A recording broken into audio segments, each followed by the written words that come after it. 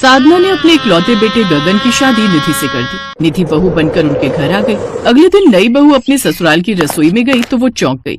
हे राम, ये रसोई है या गार्डन? भला रसोई में भी कोई इतनी सब्जियां उगाता है?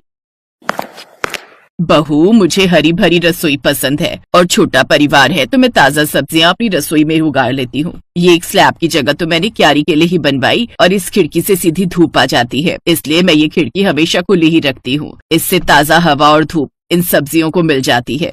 सर्दियों के दिन थे, ऐसे में ठंड की वजह से निधि का काम करने का मन नहीं करता था, इसलिए दोनों वक्त का खाना उसकी सास ही बनाती थी। वो अपनी रसोई के गार्डन से ताजा ताजा सब्जियां तोड़ती और बना डालती, इसलिए ज्यादातर उस घर में अब हरी सब्जियां ही बनती। ऐसे ही कुछ दिन बीत गए। निधि कुछ दिन में अपनी सास की इस हरकत से परेशान रहने लगी। वो अपने पति से बोली, क्या यार अंकित, माँ जी को जब देखो अपनी हरी भरी रसोई से वो घास फूस तोड़कर बना देती हैं। ये नहीं कि उसके अलावा भी कुछ और बना ले। कभी कभी तो ऐसा लगता है जैसे मैं कोई जानवर हूँ और माँ जी मुझे चाइनीज खाना ये सब हम नहीं खा सकते। उस रोज निधि रसोई में जाने लगी तो सास ने टोकते हुए कहा, बहू, रसोई की क्यारी से हरा पालक तोड़कर पालक पनीर बना लेना और साथ में धनिया पुदीने की चटनी भी बना लेना। लेकिन निधि रसोई में गई और कढ़ाई पनीर बना दिया। फिर उसने सबको खाना परोसा, जिसे देखते ही सास बोली, ये क्या बहू, मैंने तो तुमसे पालक पनीर बनाने को कहा था। ओफो माँ जी, पनीर ही तो खाना है, वो पालक के साथ खाओ या मटर के साथ, क्या फर्क पड़ता है? जबकि मैंने तो इसे काजू क्रीम और दही के साथ बनाया। एक बार खाओगे तो उंगलियां चाटते रह जाओगे। लेकिन बहू, अब हमारी उम्र ये सब मसाला खाने की नहीं रह गई है। अगर मैं ऐसा ही खाना खाती रही तो जल्द ही मेरा राम नाम सत्य हो जाएगा।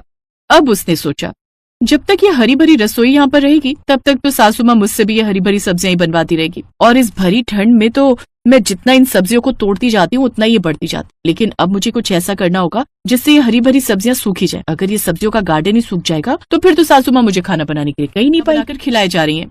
निधि, अब तुम्हारी शादी को 25 दिन हो गए। अब इस घर की रसोई तुम्हारे लिए नई नहीं रहेगी, इसीलिए अब से तुम रसोई में जाना शुरू कर दो और अब से तुम्हारा जो मन करे वो बना लेना।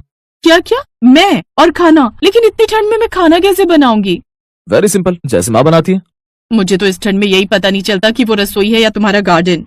निधि, हरी सब्जियां सेहत के लिए अच्छी होती हैं और हम सबको ताजी सब्जियां पसंद हैं। वो दोनों बात कर ही रहे थे कि तभी साधना ने आवाज दी, बहू आ जाओ, खाना तैयार है, आकर खाना खा लो और अंकित को भी ले आओ। लो, फिर से वही पालक, मेथी, घिया, तोरिया, कद्दू बनाकर रख दिया होगा। वो खाने के टेबल पर आई तो देखा कि सरसों की साग और मक्के की रोटी बनाई है। लो, फिर हरा साग। निधि बेटा, लगता है अब तुझे खुद ही रसोई संभालनी होगी, नहीं तो सासू माँ तुझे ये हरा हरा साग और सब्जियां खिला खिलाकर तेरे शरीर का खून भी लाल से हरा कर देगी। अगले दिन से निधि ने रसोई की कमान संभाल ली। अब वो खाने में अक्सर तरी वाली सब्जियां या चाइनीज खाना ही बनाती, जिससे सास अब परेशान होने लगी और वो बोली, बहू ने तो परेशान ही कर दिया है। रोज रोज ही उल्टा सीधा खा खा कर तो पेट में गैस बनने लगी है। ये छोले।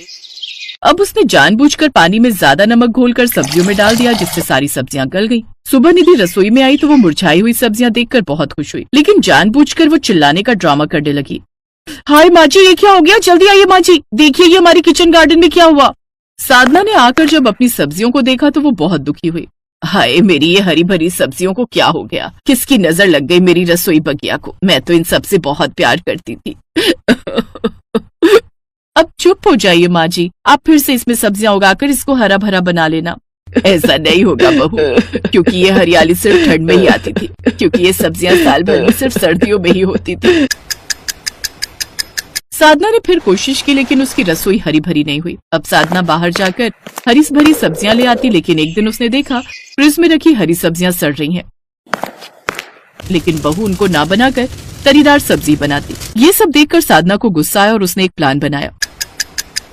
वो अपनी बहू के कमरे में गई और उससे बोली, बहू, तुम हमेशा अपनी पसंद का खाना बनाती रहती। उनका चेकअप करने के बाद कहा, देखिए, लगता है इनके पेट में बहुत ज्यादा गैस बनी हुई है। ये दिमाग में गैस टकराने की वजह से बेहोश हुई थी और खून की मात्रा भी कमी है। लगता है ये हरी सब्जियां नहीं खाती। तब तक निधि भी होश में आ गई थी।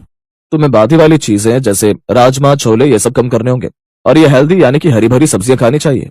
क्या? लेकिन मैं अभी मरना नहीं चाहती। अभी मैंने इस दुनिया में देखा ही क्या है। मैं अब से ये सब बेकार का खाना छोड़कर हरी भरी सब्जियां ही खाऊंगी। डॉक्टर की सलाह और दवाइयों से निधि कुछ समय बाद ठीक हो गई। अब उसने रसोई में आकर खाद डालकर फिर से उस रसोई में सब्जियां बो दी। ये देख उसकी सास बोली, बहू, ये क्या कर रही हो?